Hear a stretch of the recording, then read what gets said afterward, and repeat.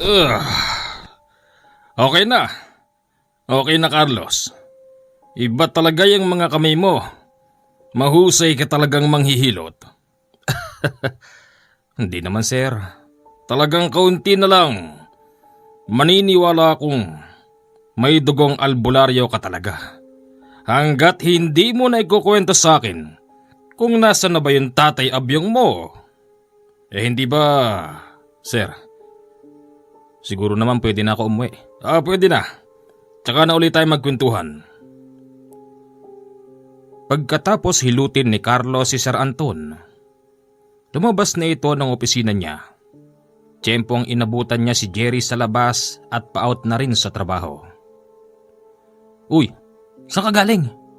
Ha? Doon sa opisina ni Hepe. Aba, napapansin ko tuwing hapon ka na lang pinagre-report ni Hepe sa opisina niya. Bakit? Kayo na ba? Baliw, anong kayo na ba? Nagpapahilot lang sa akin si Sir. Ang sabihin mo, Carlos, sumisip-sip ka kay Hepe para sa promotion. Ikaw talaga, Jerry. Kung ano-ano sinasabi mo. Tara, uwi na tayo. Sige. Si Carlos at si Jerry sabay na lumaki sa isang baryo. Naging magsanggang dikit sila noon bago pa sila parehas maging pulis. Kaya't kabisado na nila ang isa't isa. Kahit na anong biruan nila, hindi sila nauuwi sa away. Pagdating sa bahay, agad na sinabi ni Jerry na mamaya pupunta siya sa bahay nila Carlos at magdadala ito ng pampatulog. Sige, antayin kita ron. Okay, igiyak mo na yung manok mo dyan. Makalipas ang 15 minuto, dumarating na si Jerry. Magandang gabi po, Nanay Ching. Oh, Jerry. Aba, ano ba yung dala mo? Kaunting pampatulog lang po. Nako, may duty pa kayong dalawa bukas. Bakit hindi na lang kayo magpahinga? Nako Nanay Ching, hindi kami makakatulog ni Carlos pag walang lambanog. Di ba, Carlos? Siya nga naman, inay. Para isa lang Kayong dalawa, kung umasta kayo para kayong hindi mga pulis, para kayong mga tambay. Nay naman, paanong tambay? Pag nalalasing kami, di naman kami naglalabas ng baril. Di ba? Tsaka isa pa, di naman kami nanggugulo. Sige na, Carlos. Hulihin mo na yung isang manok sa likod. Alam ko naman na yon ang target nyo ngayong gabi. Yon ang nanay ko. Nang mahuli nila yung manok, agad nila itong nilantakan. Pare, salamat sa manok Naku, wala yun. Siya nga pala. Ano balita ron sa tatay abyong mo? Ewan ko kay nanay. Di naman kasi sinasabi kung saan ko siya matatagpuan. Basta palagi niyang sinasabi, huwag ko na raw hanapin si tatay abyong. Tsaka alam mo, di ko na dapat sinabi kay Hepe na meron akong tatay na may dugong albularyo. Ayun, magmula noon, palagi niya akong pinagre-report sa opisina niya tapos nagpapahilot. Hayaan mo na, Carlos. Matanda na kasi yun. Kailangan ng hilutin ng mga kasukasuan nun. Malay mo, ma-promote ka pa. Magiging sarhento ka na. Palagay mo, buhay pa kaya si Tatay Abyong? Ewan ko, di ko nararamdaman Ako, sa totoo lang, Jerry, madalas ko pa siyang napapanaginipan. Hindi ko man alam kung ano itsura niya pero base ron sa panaginip ko, iisa yung itsura niya. Matanda na siya, pare. Puti na yung balbas niya. Pero siyempre may buhok pa rin. Medyo payat. Matangkad na pahaba yung mukha. Parang ganito sa akin. Ganyan na ganyan nga siguro ang itsura ni Tata Abyong nung medyo malakas-lakas pa yung tuhod niya. Hoy kayong dalawa dyan, mag-inuman na lang kayo. Hindi kayo puro abyong. Ko kasi, narinig tuloy nanay. Ya mo. Sa gabing yun, muling pumasok sa panaginip ni Carlos ang kanyang tatay Abyong. Nakita niya ang kanyang ama. Ito ay nakatira sa kalagitnaan ng bukid. Meron itong sinasaka na kalahating ektarya. Tapos sa paligid ng bahay niya, may mga pananim katulad ng papaya, talong, kamatis at iba pa. Napakasarap ng buhay nag-iisa. Malayo sa mga pesting babaeng yan. Tapo. Ay. May bisita. Magandang araw sa'yo, iho. May ipaglilingkod ba ako sa'yo? Hoy! Huwag mong titigan ng mukha ko. Baka magkapalit tayo ng mukha niyan. Kayo ho ba si Tatay Abyong? Ano? Anong Tatay Abyong? Sino ka ba? Sinong nanay mo? Si Nanay Ching ho. Ching? Teka. Wala akong kilalang King. Ganun ho ba? Ano bang pakay mo rito ha? Nagpunta ho ako rito para kamustahin kayo. Hindi para humingi ng pera sa inyo. Siguro naman nakikita niyong naka-uniforme ako. Hindi ko ho kailangan ng sustento. Ang kailangan ko ho, kalinga ng isang ama. Baka naman nagkakamali ka, iho. Hindi ako ang tatay mo. At wala pang sinong babae ang nakadampot ng puso ko nung kabataan ko. Dahil ang aking buhay ay iginugol ko sa usaping espiritual. Ako'y naging tapat sa aking sinumpaan tungkulin. Mangyayari yon hanggang sa aking kamatayan. Sinungaling! Kitang-kita na ebidensya. Magkamukha tayong dalawa. Anak mo ako kay Ching.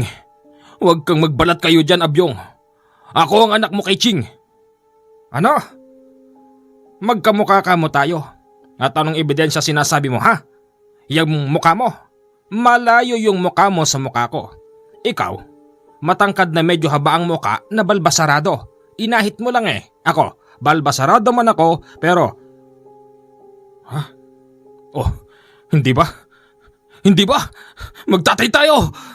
Tay, hanggang kailan mo ko itatanggi? Hanggang kailan? Aray. Hoy, bumangon ka na. Tanghali na. Lintik. Panaginip. Anong panaginip mo? Ano yung naririnig kong magkamukha tayo? Ano yon? Nay, napanaginipan ko na naman si Tatay Abyong.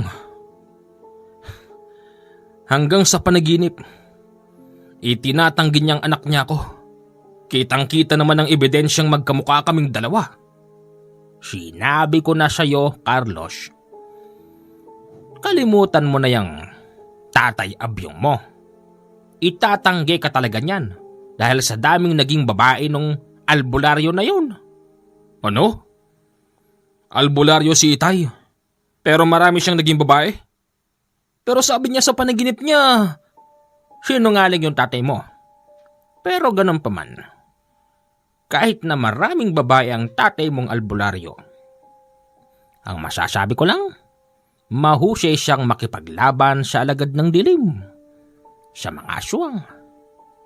At syempre aaminin ko din na yun ang isa sa hinanga ko kay Abyong kung bakit ko siya nagustuhan. Ayan, naging bunga katuloy. Nay, hindi ba albularyo si Itay? Hindi kaya't talagang may dugong albularyo din ako. Hindi kaya't pwede ko ring gawin ang ginagawa niya. Katulad ng panunugis ng aswang. Ganun, o kaya paghihilot, o kaya na may... Sino yun? Carlos! Tara na! Ha? Oo, nandyan na. Nabitin ang pagdadrama ng magnanay nang biglang kumatok si Jerry. Pagpunta nila ng istasyon, ikinagulat nila dahil may dumating na mga SWAT. Bah, may SWAT dito ah. Bakit kaya? Oh, andyan na pala kayong dalawa. Dalihan nyo.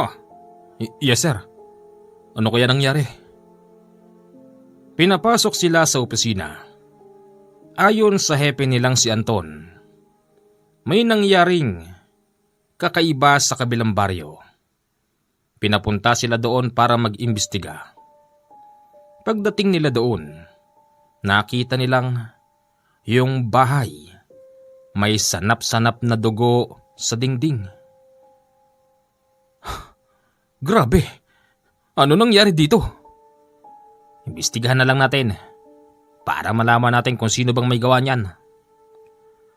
Pinaikutan nila ng kulay dilaw na tali ang paligid para walang makapasok.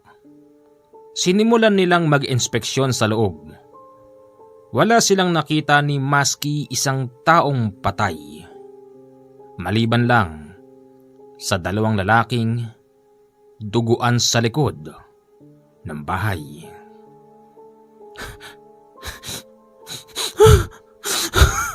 Huwag niyo ho kaming iiwan dito! Huwag ho! Teka. Ano ba nangyari dito? Hindi siya tao! Hindi siya tao! Ano? Ano bang sinasabi mo? Pare. Tignan mo to. Huh? Ayon sa taong inabutan nilang sugatan, yung butas daw na yun ay likha ng sumalakay sa kanila. Dagdag pa nito, yung gumawa ng butas ay kinain ang isa nilang kasamahan. Ibig mo bang sabihin, halimaw ang gumawa nito, ganun ba? Oo, halimaw siya! Halimaw ho siya! Siyempre, bilang pulis hindi ka dapat maniwala sa ganun. Nandoon noon ang iba pang mga pulis. Sila na rin ang nagsasabing, adik pala ang lalaking yun. Marahil gumagawa lang ito ng kwento, pero kung titignan ng ebidensya, para bang may katotohanan.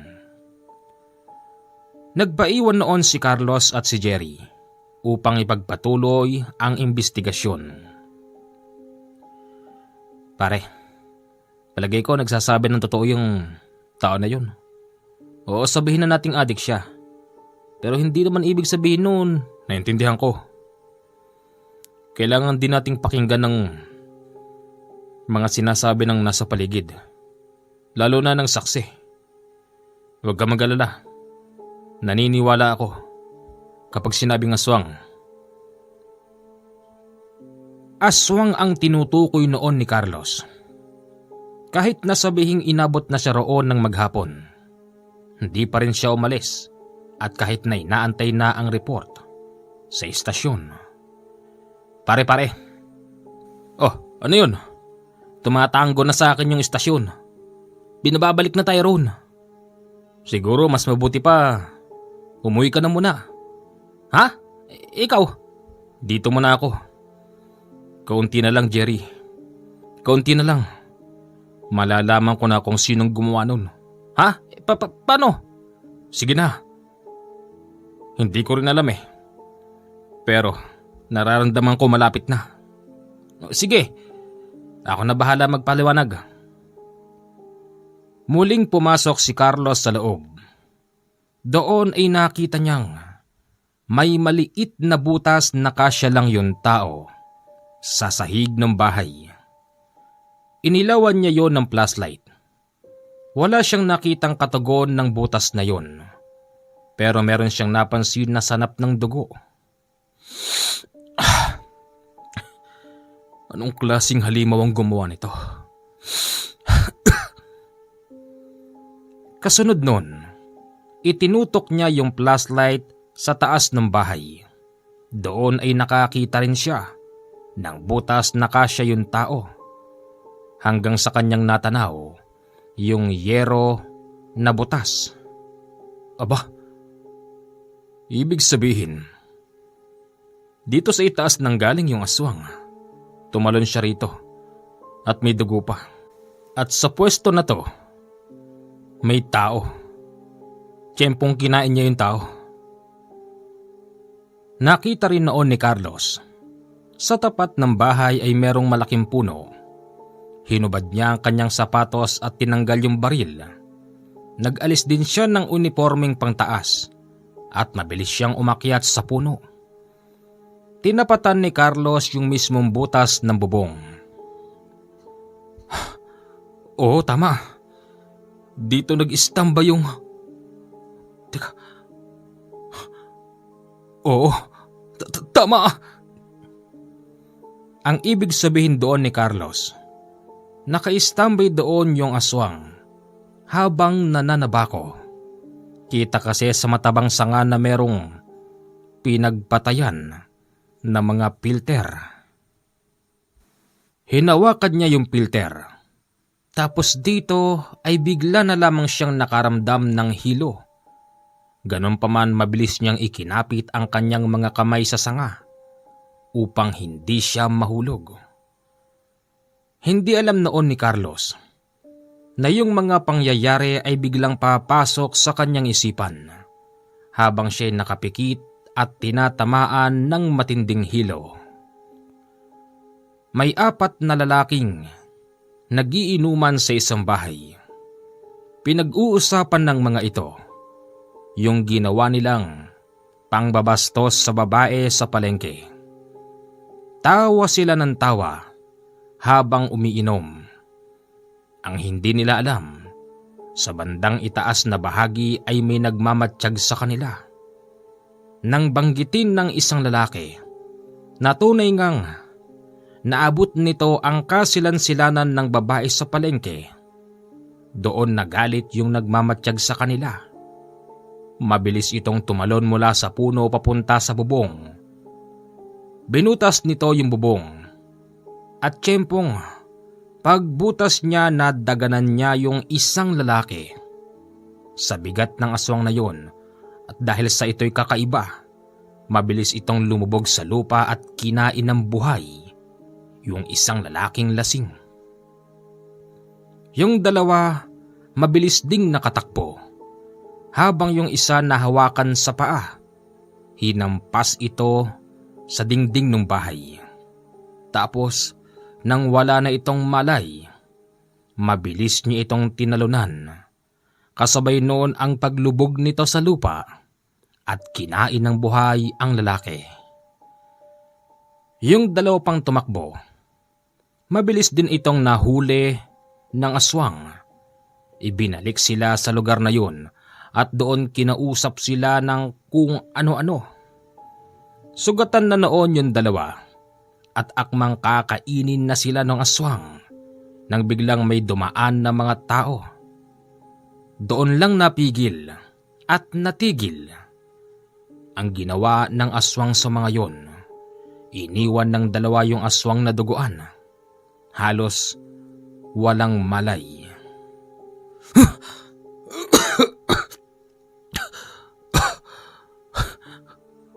Ba't pumasok sa isip ko yun? Diyos ko. Tila ba nawala sa isip ni Carlos na siya'y naroroon sa itaas ng puno. Bumalik siya sa istasyon pagkatapos noon. Hindi niya yon isinulat sa report kasi walang maniniwala sa kanya kapag sinabi niyang yon ang nakita niya sa kanyang isipan. Carlos, tawag ka ni Hepe. Bakit na naman daw? Ewan ko. Baka magpapahilot na naman. Sige na, puntahan mo na. Saglit lang ha. Oo, antayin mo ako, sabay tayo uwi. Oo, sige. Sir? Tawag niyo raw po ako. Carlos, ano ba itong mga nakasulat dito sa report mo? Sir, yun naman po talaga nangyari eh. Sigurado ka? Yes, sir. Sinong maniniwala sa gantong report, ha? Sir, hindi naman po ako nagsasabi ng kasinungalingan. Sige. Kung di kayo naniniwala, okay lang. Kumuha kayo ng mas magaling na investigador. Sige na, umuwi ka na. Yes, sir. Hindi satisfied ang kanilang hepe sa report na pinadala doon ni Carlos. Mali-mali kasi, hindi kasi yun ang nakita niya sa kanyang isipan. Sa madaling sabi, gusto niyang iligaw ang investigasyon at gusto niyang siya mismo ang makasolve sa kaso na yun. Ang hindi lang malinaw sa kanyang nakita, kung paano nagsimula at kung sino yung aswang na yun. Base kasi sa kanyang nakita, malabo ang itsura ng aswang. Tara na! Oh, bakit parang bad trip ka? Basta tara. Pag-uwi sa bahay, si Carlos naman ang dumayo sa bahay nila Jerry para mag-inom. Alam mo kasi Jerry, mali talaga yung nakalagay sa report ko. Oh, bakit minali mo? Ano ba kasing plano mo talaga ha? Baka mamaya parehas tayong malintikan dyan. Alam kong mali din yung ginawa ko. Pero meron akong plano. Gusto kong ako mismo ang makasolve sa kaso na to. Parang natanong ko ng konti yung report mo kanina eh. May nilagay ka parang maitim na tao na... ano ba yon? Totoo yun. Yun nga yung hindi nagustuhan ni Epe. Maitim na tao. Sino nga naman bang maniniwala ron, di ba? Kaya nga. Oo, kaya nga. Nilagay ko yun para ako mismo ang magsosolve ng kaso na to. At kapag napatunayan ko yun sa buong departamento, maniwala ka sa akin o hindi Jerry, lahat sila maniniwalang si Carlos may dugong albularyo. Nako dapat hindi mo na nga sinasabi yan sa istasyon eh. Lalo lang dadami pasyente mo. Anong pasyente? Pasyente! Diba si Hepe una mong pasyente at suki ka niya? Buti nga hindi nagpahilot sa'yo ngayon yun eh. Matanda na kasi yun, malapit nang magretiro. Sabagay, parang 29 years na yun sa serbisyo, di ba? Oo, 1 taon na lang yun. Magre-retiro na yun, sigurado ako. Ano yun? Ha? Hoy! Ano ba? Nung una inisip nilang magnanakaw lang yon ng mangga. Marami kasing bunga ng mangga sa tapat ng bahay nila Jerry. Ay nako, kung mangga lang naman ang gusto mo, sinempo mo pa ng gabit nandito ako sa bahay. Bumaba ka riyan, baka gusto mong makakalaboso ka. Iba ka rin no, bahay pa ng pulis yung gusto mong pagnakawan. Pwede naman sanang manghingi. Pare, inaasar kaya ata ah. Lintik! Lumabas noon si Jerry habang si Carlos ay naroroon lang sa loob at patuloy sa pag-inom.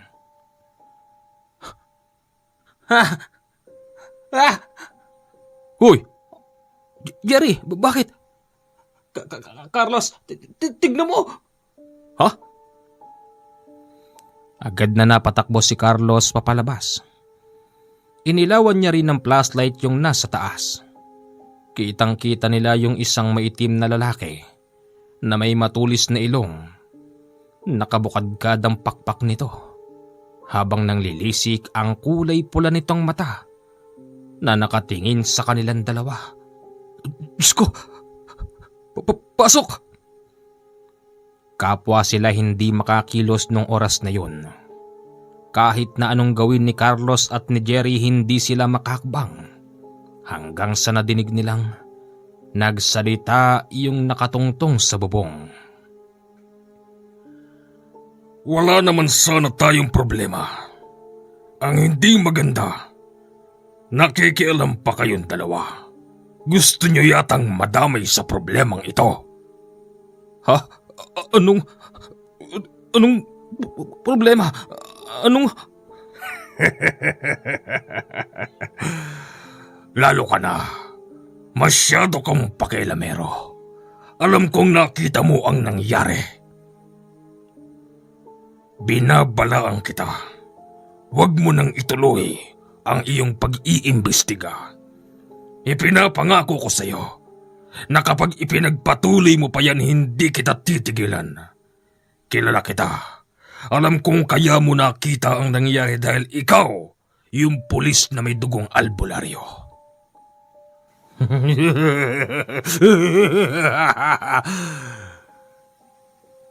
Pagkatapos nitong humalakhak, bigla na lamang itong lumipad at doon palang nakakilos si Carlos at si Jerry. Ano nangyari? Ewan. Aswang yun. Oo, aswang nga yun. Pumasok sila sa loob para ipagpatuloy ang pag-iinuman. Nang dahil doon nawala sa kwento ang pagiging pulis nila dahil nagbase sila sa nangyari. Ibig sabihin, alam nung aswang na yun yung ginawa kong pag-iimbestiga. Kaya nga, nako, Carlos, mukhang matinding pagsubok sa iyan. Kung ako sa'yo, kumuha ka ng bakasyon. Tapos kung saan mo nakikita sa panaginip yung Tatay Abyong mo, puntahan mo. Puntahan ko? Oo, baka puntahan natin. Sama ko? Oo, iwan mo ko? Siyempre hindi. Kukuha rin ako ng bakasyon. Malay mo pala rin, di ba? Sabagay. Pagkatapos nilang mag-inuman, natatakot noon si Carlos umuwi mag-isa. Medyo magkatapatan lang sana yung bahay, pero nandun pa rin yung nginig ng kanyang tuhod. Hindi niya kasi makalimutan ng itsura ng aswang. Patakbo ito nang lumabas sa bahay nila Jerry. At ilang segundo lang, nakarating na si Carlos sa kanyang bahay. Hoy, Carlos! Ano bang nangyayari sa'yo? Nay, wala. Sige, matutulog na ako. Mabilis siyang nakatulog nang dahil sa takot. Bigla na namang pumasok sa panaginip niya ang kanyang ama na si Abyong. Hanggang kailan ba ako dadalawin dito ng mga naging anak ko sa mga naging babae ko? Makulit yung pulis na yon. Hindi ko alam kung kanino siyang nanay, pero wala akong matandaan na ching.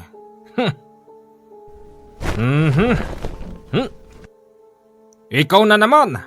Aba, hindi ka yata naka-uniforme ngayon, bata. Saan ka ba nanggaling? Bakit butas yung damit mo? Magandang hapon po, Itay. Anong Itay? Tay, kailangan ko tulong mo. Bakit?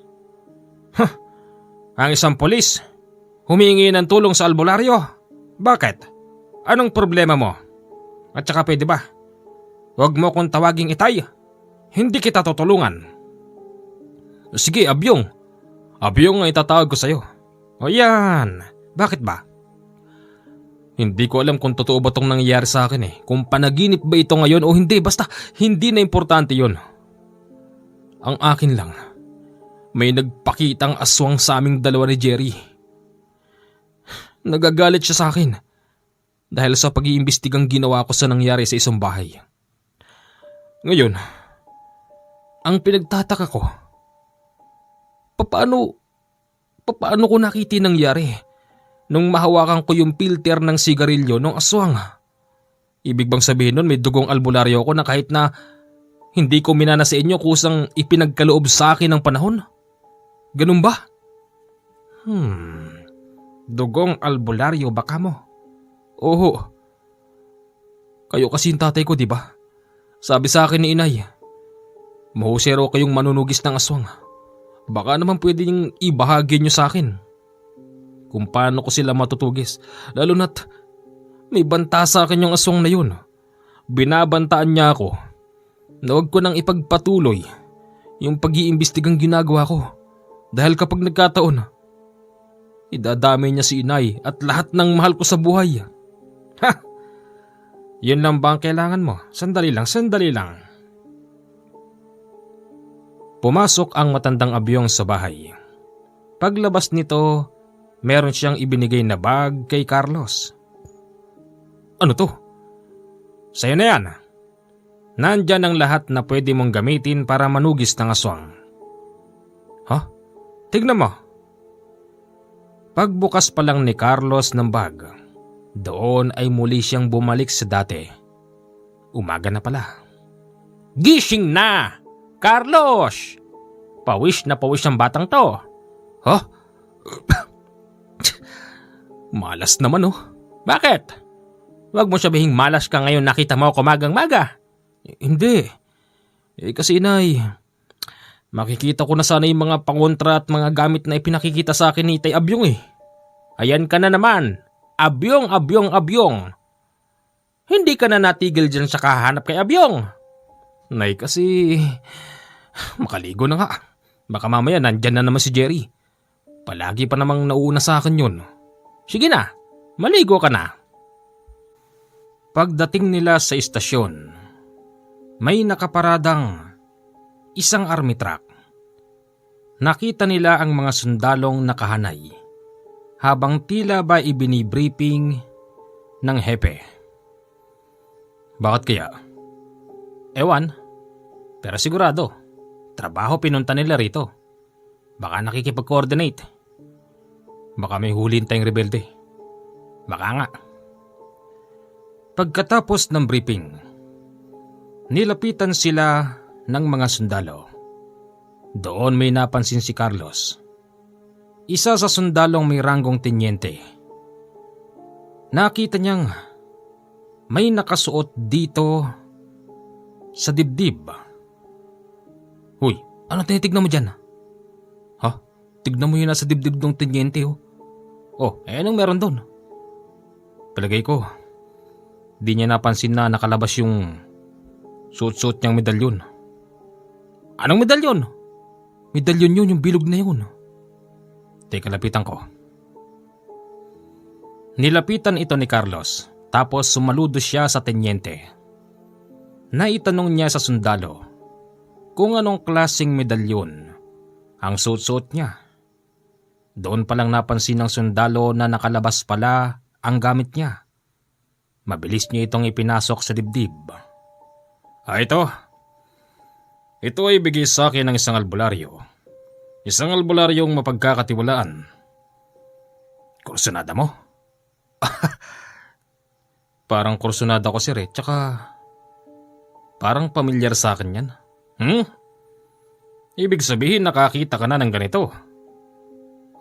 Sa panaginip lang sir. Panaginip? Bakit? Anong panaginip yun?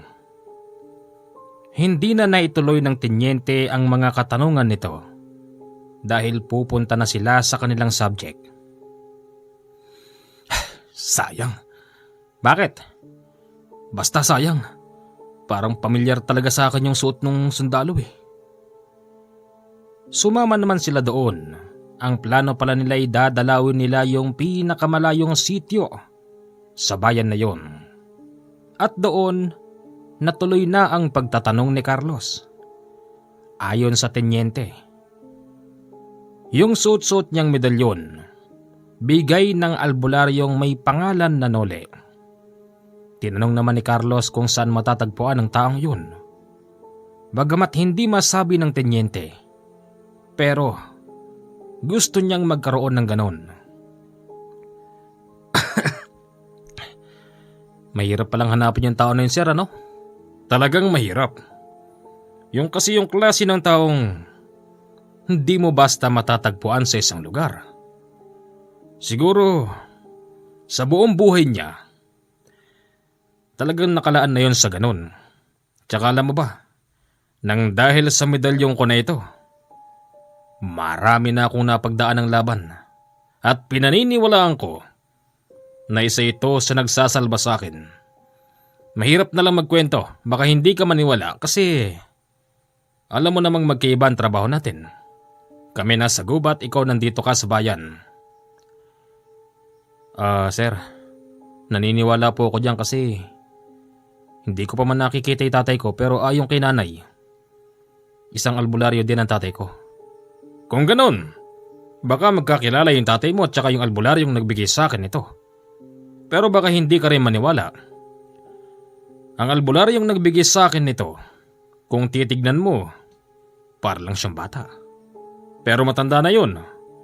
Hindi lang siya tumatanda ng dahil sa dami ng mutyang nakabaon sa kanyang katawan at kung ano-anong gamit at sa dami rin ng gumagabay sa kanya. Ayos pala yun ah. Sana sir matagpuan ko siya at nang maka-arbor din ako ng ganyan. Ay sana nga. Ako kasi, natsambahan ko lang siya nung minsang nadestino ako sa Zamboanga nung hindi pa ako noon tenyente. Oh? Kilala siya ng opisyal namin. Katunayan, yung opisyal namin, meron din siyang ganito. At doon din yon nang galing sa albularyong Sinole. Nagbabahagi yon ng mga ganito basta sa karapat dapat na tao. Pero kapag tapos mong gamitin o kaya na may pagretiro mo, pwede mo nang isoli sa kanya. Talaga? Kala ko... o kaya naman, kahit hindi mo na rin isole, nasa sayo yan. Doon ay medyo napaisip si Carlos. Saan niya kaya matatagpuan ang taong yun? Bagamat sinabi nung tenyenteng sundalo ito ay nakatira sa gitnang Luzon. Yun lang kasi ang pagkakaalam din nung tenyente. Uy, parang layo ng iniisip mo. Niisip ko kasi kung saan ko matatagpuan yung albularyo, Sinole. Parang palagay ko, siya din ang makakatulong sa akin. Kung saan ko ba matatagpuan si Itay?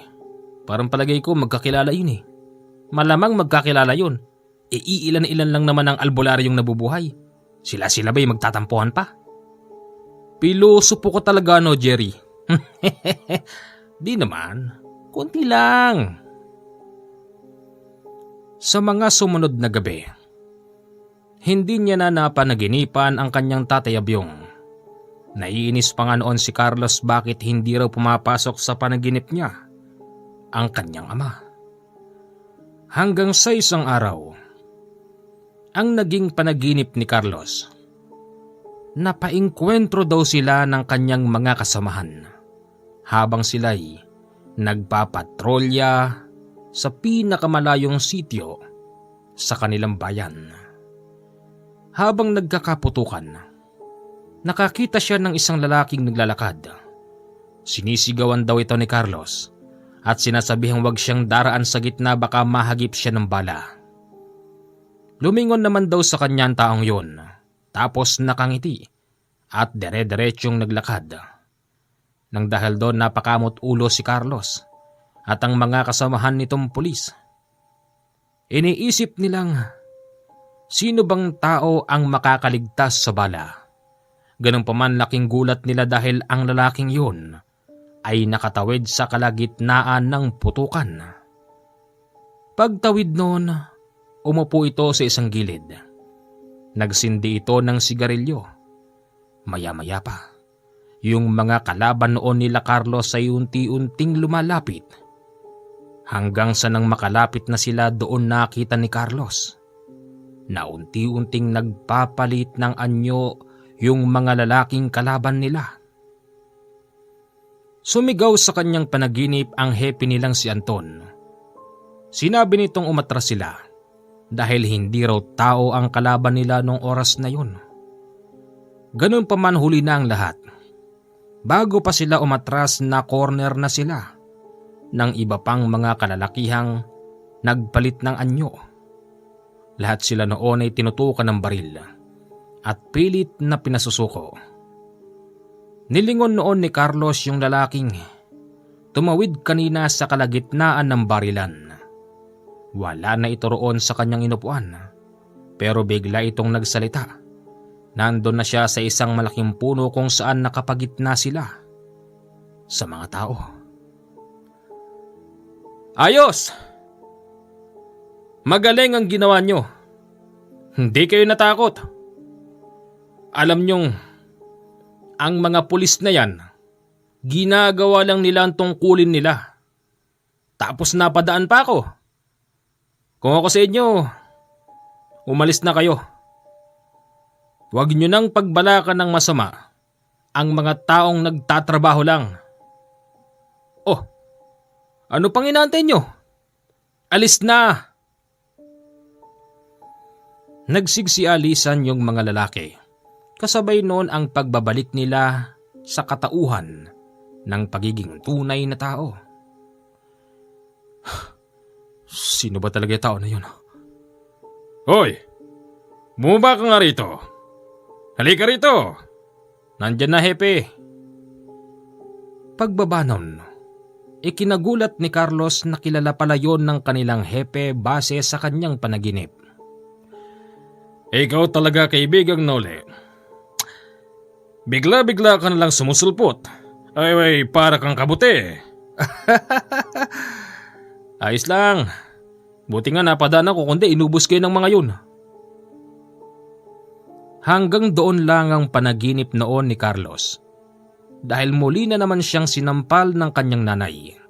Ganun pa man nagkaroon siya ng ideya na hindi kaya't kilala nga ng hepe niya yung albularyong si Nole. Pagpasok nila noon sa istasyon, hinahanap niya ang hepe niyang si Anton, pero yung deputy ang naka-duty. Bakit ba? Basta, nahanap ko si hepe. Saan kaya napunta yun? Si deputy ang duty ngayon. Baka nandun sa kanila, naghihilik. Sayang naman, itatanong pa naman sana ako. Ano ba yun? Basta. Pagsapit ng tanghali, lihim na tumalilis si Carlos at si Jerry. Pinuntahan nila yung bahay ni Hepe. Oh, bakit nandito kayong dalawa? Hindi ba naka-duty kayo ngayon? Sir, may tatanong lang sana ako. Ano yon? Sir, di ba kilala mo yung albularyo? Sinong albularyo? Si Nole. Ha? Wala akong kilalang Nole. Sir. Napatingin si Carlos sa bandang kaliwa. Doon ay nakakita siya ng kakaibang bracelet. Meron itong bilog na bato. Tapos may nakapaligid doon na parabang mga pinatuyong kahoy. Sir, ano to? Ayan ba? Yan yung tinatawag na bato mo with gumamela celis. Sir, saan to nang galing? Bigay sa akin niya nung albularyo. Sabi ko na nga be. Pero hindi Nole ang pangalan ng taong nagbigay sa akin yan. Sino? Nolesto. Nolesto? Baka siya rin yun, sir. Baka nga, bakit ba? Yan ba pinunta mo rito? Sir, base sa panaginip ko magkakilala raw kayo. Sir, kailangan kong mahanap yung tao na yun. Kailangan kong malaman kung saan nakatira tatay ko. Gusto ko na siyang makita ya. Sige na ho, sir. Wala akong ibibigay sa iyong impormasyon ng tao dahil hindi ko naman alam kung saan siya matatagpuan. Sir naman eh. Sige na. Bumalik na kayo sa istasyon. Marami kayong trabaho doon. Alam mo yan? Yes, sir. Pagbalik nila sa istasyon, ikinagulat nila dahil merong mga tao roon na nag-uumiyak at nagmamakaawa. Sila pala yung pamilya nung namatay sa huling pinuntahan nila. Humihingi sila ng hustisya at base pa sa mga yun, yung pumatay daw sa kanilang anak ay nanggugulo gabi-gabi sa kanilang bahay. Nang dahil doon, si Jerry at si Carlos na naman ang naatasan para bantayan ang bahay na yon at para na rin hulihin ang salarin. Pare, bakit ba palagi tayong dalawa? Palagay ko yung si Deputy, may ideya yan na may dugo kang albularyo eh. Tsaka base dun sa sinasabi ng mga complainant, yun ang gugulo sa kanila gabi-gabi, hindi raw tao. Palagay ko nga rin eh. Inabot na sila doon ng dilim kasi ayon sa complainant, sa gabi lang daw yun nagpapakita. Lamok dito! Out na sana tayo eh. Ano ka ba? Pulis tayo. Kahit anong oras, kahit out duty, pulis pa rin tayo. Gagampanan natin ang trabaho natin. Anong out-out ang sinasabi mo? Gusto ko namang magpahinga. Tandaan mo, kahit nasa bahay tayo, pag sinabing alert, babalik tayo ng presinto. Sa ayaw at sa gusto mo. Oo nga, pero malamok dito, Carlos. Malamok! Ano yun? Habang nagrereklamo si Jerry, malakas na pagaspas ang nadinig nilang nagdaan sa bandang itaas nila. Dumapo yun sa isang malaking mangga. Palagay ko, Jerry, ito na yun. Nako, baka yan yung nagpakita sa ating dalawa. Baka nga. Nanggagapang yung dalawa sa pag-aakalang hindi sila napapansin ng dumapo sa itaas. Nang tuluyan silang makalapit sa bahay, dinikit nila ang kanilang mga tenga sa dingding at doon naririnig nilang nag-iiyakan yung mga tao sa loob. Umiyak? Oo, meron. Bakit kaya? Kumakatok sila pero hindi sila pinagbubuksan. Maya-maya pa may batang sumilip sa bintana at nang makilala sila, doon pa lang sila pinapasok. Mga mang pulis, nandyan na naman yung aswang! Nakadinig sila ng sunod-sunod na pagaspas, pag-alulong at pag-angil. Kasabay nun, ang pagbibitaw ng salitang, Hindi ba sinabi ko naman sa inyo na itigil nyo na ang pag-iimbestiga? Dahil lahat kayo ngayon ay idadamay ko rito. Subukan mo! Sibling hindi ka tinatablan ng barel. Pare, Diyos sa gawin dyan. Bigla na lamang nabutas yung bubong. Kasabay noon ang pagtalon ng isang nakakatakot na nilalang sa tapat ng lutuan.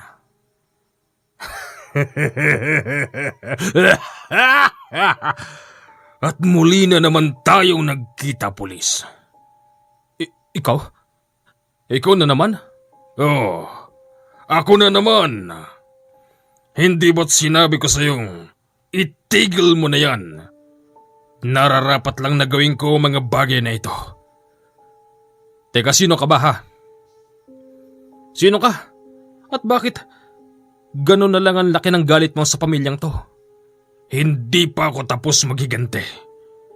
Buhay pa yung dalawang bumastos sa anak ko sa palengke. Ibig mo sabihin? Tama, bakit di ko naisip yun? Ang alin?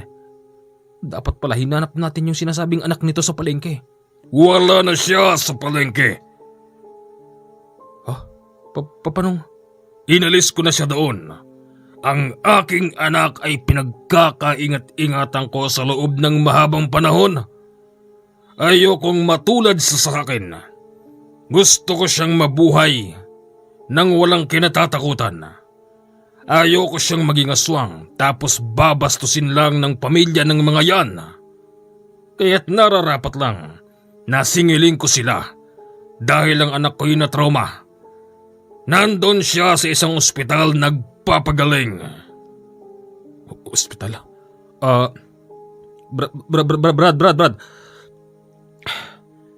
Baka naman pwedeng paubaya mo na lang to sa batas. Kasuhan mo sila. Anong sinasabi mo dyan? Patay na yung dalawa at yung dalawa nabubuhay pa. Kung ako ilalantad at magpapakilala, edi ako ang nakulong. Sabagay, kaya ko namang lumabas sa kulungan kapag ginusto ko. Loko pala to eh. Puputokan ko na to. Sige, iputok mo. At ikaw ang uunahin ko. Kakainin ko ang laman loob mo. Pati ang puso mo at wala akong ititirang laman sa'yo. Ha? Wag naman. Doon ay pilit na pinakikiusapan ni Carlos ang aswang na wag siyang umatake. Ginagamit pa rin noon ni Carlos ang kanyang napag-aralan. Ganun pa man para bang ayaw nitong makinig. Hanggang sa unti-unti nang humahakbang yung aswang, papalapit sa bata. Wag! Wag po! Anong wag? Ha? Anong wag? Sige, umakbang ka pa. Sa palagay mo natatakot ako sa bala niyan. Ha? Iputok mo, pulis. Iputok mo kung talagang tatalabsakan yan. Mabilis nilang pinutukan ng aswang. Nakatayo lang ito kahit na tinamaan na ng 4 na beses sa katawan. Hahakbang pa sana ito ng 1 beses nang bigla itong mapalingon sa bintana. Segundo lang ang pagitan nang bigla itong tumalon sa kabilang bintana. Pagtingin ng dalawa kung anong meron doon, wala naman silang nakita. Kaya't labis na nakapagtataka kung bakit para bang dagang natakot yung aswang sa kung sino mang nakita niya sa bintana. Paglabas nilang dalawa, nakita nila naroroon si Hepe. Nakauniforme na ito at may dalang mahabang baril. Tapos ang iba pang mga pulis ay nasa mobil. Sir, nandito pala kayo. Kayo ba'y sumilip sa bintana? Ha? Hindi. Hindi ako sumilip. Bakit? Pero sir, yung kalaban namin napatingin sa bintana eh. Teka. May tumalon na lalaki ron. Tapos bigla siyang kinain ng dilim. Yung ba yung tinutukoy niyong nanggugulo rito sa mga tao rito sa lugar na ito? Oh, sir. Sir, may malaking dahilan kung bakit ginagawa yun ng tao na yun. Binastos daw yung anak niya sa palengke at ngayon, yung anak niya na trauma kaya nandun daw ito sa isang ospital. Kailangan puntahan natin ang lahat ng ospital na nakapagpapagaling at tumutulong sa mga taong na trauma. Yan ang asikasuhin mo, Jerry Carlos. Kayong dalawa ang itatalaga ko dyan. Sige ho, sir. Dahil sa panibagong misyon na inatang sa kanilang dalawa, halos wala na silang oras na mag-report sa presinto o kaya naman kahit umuwi man lang. Nilibot nila ang lahat ng ospital sa buong probinsya pero wala silang natagpuan na ganung babae. Lumipat sila ng ibang probinsya at doon may nakilala silang isang tricycle driver na makapagbibigay ng linaw sa nangyari. Kung ganan, Manong, kilala mo pala yung taong yun? Aba, oo. Kung tawagin dito sa amin yun Bruno. Si Bruno ay siyang responsableng ama, mabait sa mga asawa. Mga asawa? Ay sa asawa. Tsaka siyempre sa mga anak. Kung ang deskripsyon na binigay niyo ay merong hiwang malaki rito sa pisngi, tapos ang kanyang kamay medyo mahabay kuko, si Bruno na ngayon. At meron siyang anak na nandun ngayon sa ospital na natroma dahil binastos daw sa palengke. Kung ganun. Jerry, jackpot. Kaya nga. Ay sasamahan ko kayo. Naku, hindi na ho. Saan ho bang ospital yun?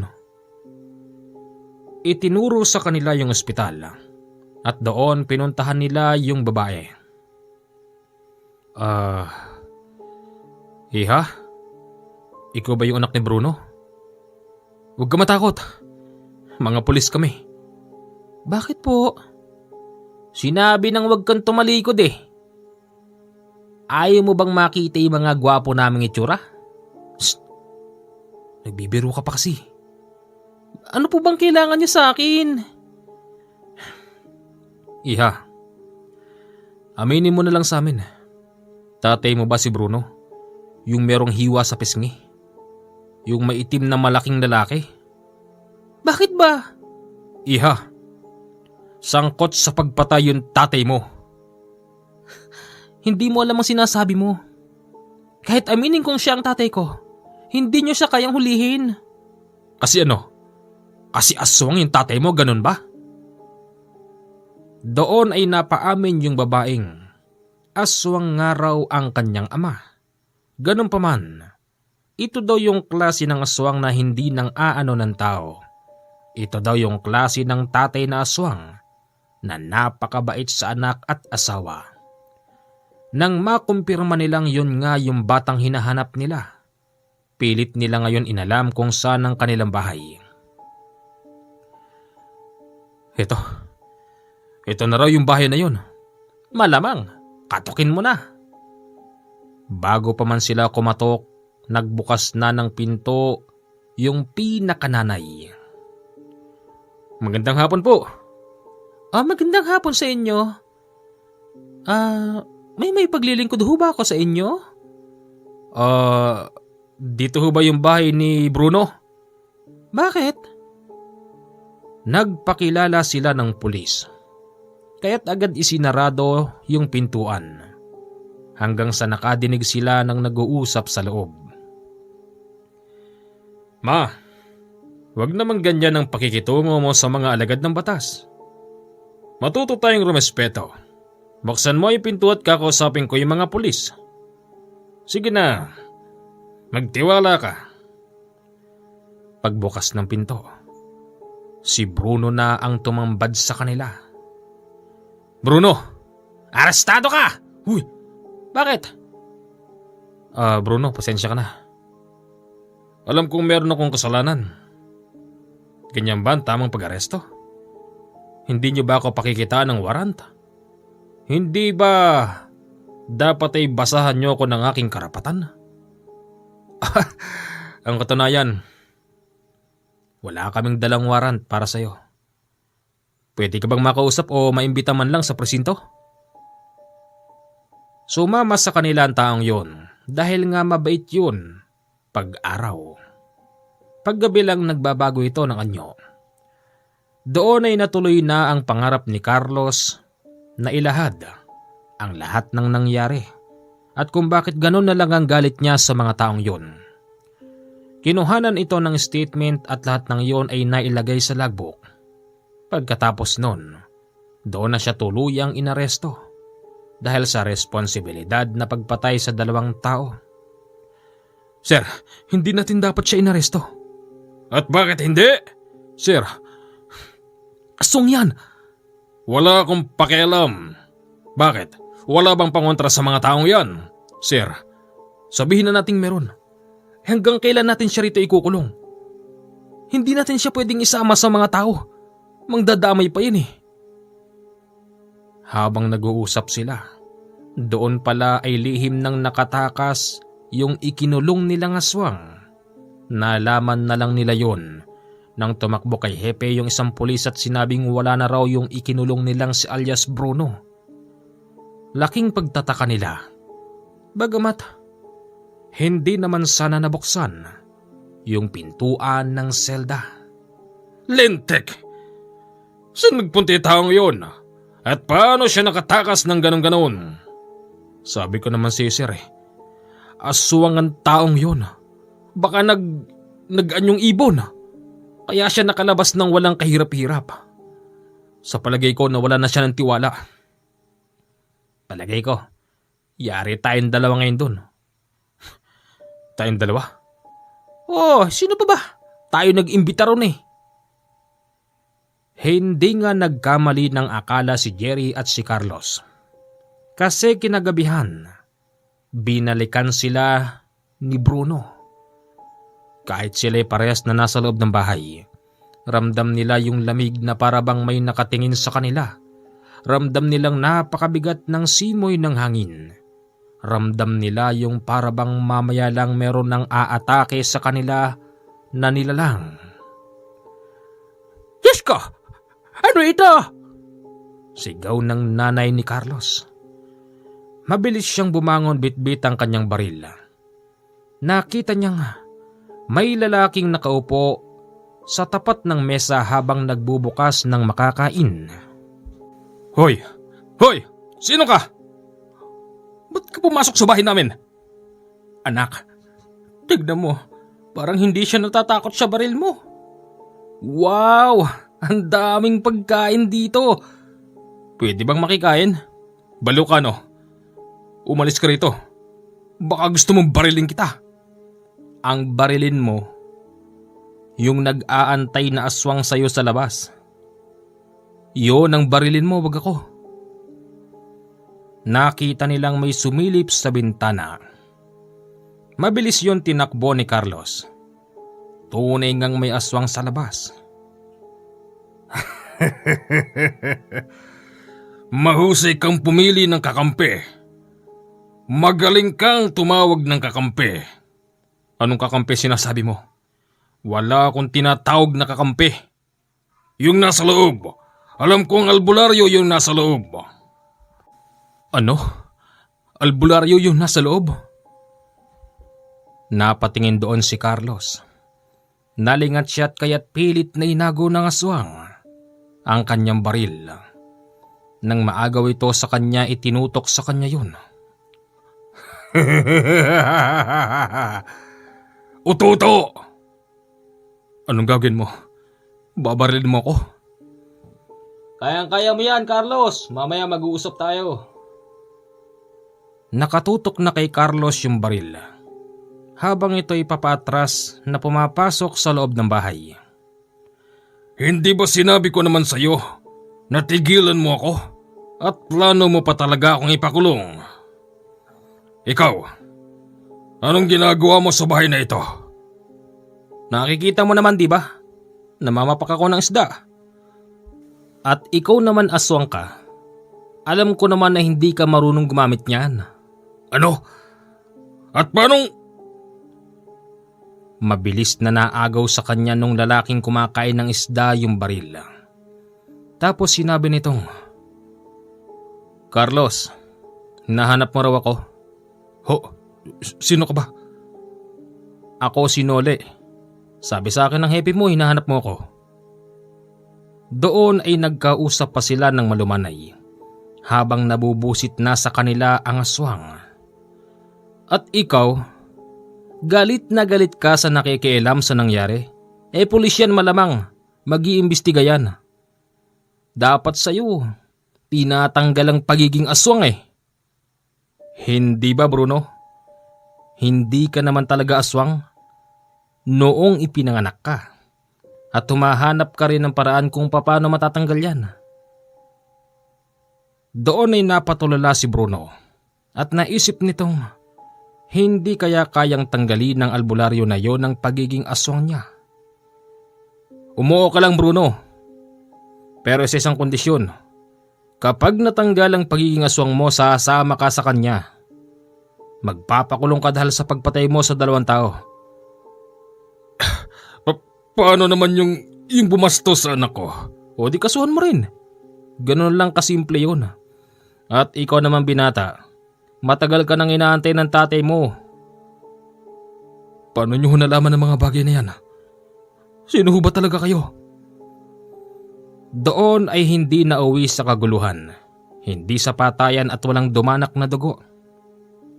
Pumayag si Bruno na gamutin siya ni Kanole. Tinanggal nito ang pagiging aswang. Maproseso rin ang pagtatanggal sa kanya ng tinanim ng aswang. Ganun pa man nagtagumpay si Kanole at natanggal ang pagiging aswang ni Bruno. Dito niya sinimula ng pagkukwento. Mahigit 30 taon na raw ang nakalipas nang siya'y napadayo sa probinsya ng Negros. Kasalukuyang piyesta roon dahil taga roon ang kanyang mahal na asawa. Wala siyang kalam-alam nang siya'y hawahan ng pagiging aswang ng kanyang kainuman. Ang kainuman daw na yun ay masama ang titig sa kanya pagdating niya pa lang sa lugar na yun na parabang merong gustong sabihin. At nang hindi lumaon, doon na nga isinagawa ng tao na yun ng masamang balak nito kay Bruno sa pamamagitan ng baso at alak na binulungan ng orasyon. Naging aswang daw si Bruno Ganun pa man nakokontrol ni Bruno ang kanyang sarili. Hindi siya pumapatay ng tao nang walang dahilan. Hindi rin siya kumakain ng hilaw na manok. Hindi rin siya kumakain ng kung anong klase ng hayop. Basta't kontrolado pa rin niya ang sitwasyon. Pero para kay Bruno tila ba sumpa ang pagiging aswang dahil marami siyang nakikita na kung ano-anong nakakatakot. Sa tanang buhay daw ni Bruno, ngayon pa lang siya nakapatay ng tao. Nang simulang may bumastos sa kanyang anak na dalaga. Ang anak niyang dalaga ay kanyang kaingat-ingat dahil ayaw niya itong maging aswang at ayaw niya itong binabastos ng kung sinong tao. Base pa sa kwento ni Bruno, sa sobrang kabastusan ng mga lalaki, dalawa sa mga yun ang naipasok ang daliri sa kasilanan ng anak ni Bruno. Ginawa daw nila yon sa isang eskinita sa palengke. Kinorner nila yung anak ni Bruno at hinipuan kung saan-saan. At kung may pagkakataon pa raw, baka daw nagahasa ng mga lalaki ang anak niya. Yun daw ang nagtulak kay Bruno para patayin ang mga lalaking bumastos sa kanyang anak. Hindi rin naman daw niya alam na bilang isang aswang, ganun pala siya kalakas. Yung tipong tatalon siya mula sa itaas tapos dadaganan yung tao. Kasabay nun, ang mabilis na paglubog sa lupa. Ipinaliwanag sa kanya ni Canole kung anong klaseng aswang ang nanghawa sa kanya. At doon naliwanagan na si Bruno. Pumapayag kang ikulong kita? Kung yun ang nararapat. Nararapat naman talaga kasi nakapatay ka, pero huwag ka mag-alala. Marami namang tutulong sa'yo ng mga abogado. At nasisiguro ko makakalabas ka rin. Pumayag si Bruno na magpakulong. At pagkatapos noon, isinama ni Canole si Carlos upang puntahan ang bahay ng ama niyang si Abyong. Glory, glory, hallelujah. Glory, glory, hallelujah. Excuse me po! Canolesto. Long time no see. Ano nga Teka. Ikaw na naman? Ilang beses kang pumasok sa panaginip ko, iho, at nagpapakilala kang anak kita kay Ching. Wala kong kilalang Ching. Pero si Jing, tanda mo si Jing? Oo naman, Canole. Si Jing ang babaeng bumihag sa aking puso noong araw. Bakit? Si Jing at si Ching magkaiba ba? Magkaiba yon. C at G ang simula ng pangalan. Pero iisa lang yun. Siya ang aking ina. Ikaw na naman! Madalas kang magpakita sa panaginip ko. O ngayon, naniniwala na akong anak kita kasi yung bigote mo, yung hawig ng mukha mo'y ganyan na ganyan ang mukha ko nung kabataan ko. Tay, mabuti naman at tinanggap mo na ako ngayon. Eh bakit? Ngayon pa lang tayo nagkita. Oo nga, pero sa panaginip madalas. Oo, siguro sabay ang panaginip mo at panaginip ko. Hindi lang pinag-aadya ng panahon, pero ngayon na yon. O sige anak, anong may paglilingkod ko sa'yo? Ang gusto ko lang naman, mabuo na tayo uli. Mabuo? Nagpapatawa ka ba? Bakit? Paano tayo mabubuo? Tay, di nyo lang alam, namimiss na kayo ni inay. Wala naman siyang asawa eh. Siguro naman wala rin kayong asawa. Pero marami akong anak. Marami akong sinusustentuhan maliban sa'yo. Kung ako sa'yo, Tandang Abyong, patulan mo na yung sinasabi ng bata. Tatay ka rin. Alam kong namimiss mo anak mo. Ikaw rin. Mamamatay ka nang walang mag-aalaga sa'yo. Ikaw talaga. Tinatakot mo ko. O sige na. Papuntahin mo rito nanay mo at kung saan ka man nakadestino, magpalipat ka rito sa probinsya na ito. Okay? Okay. Ayos. Pumayag naman si Carlos at doon ay nanirahan nga sila sa probinsya ng kanyang ama. Huwag kayong mag-alala mga kaibigan. Bukas ilalapag po natin ang kasunod ng kwentong ito. Kung kailan nakasama na ni Carlos ang kanyang ama. Doon po gugulong ang isang magandang kwento na may kinalaman sa pagiging pulis at albularyo. Magandang gabi po sa inyong lahat. Enjoy listening.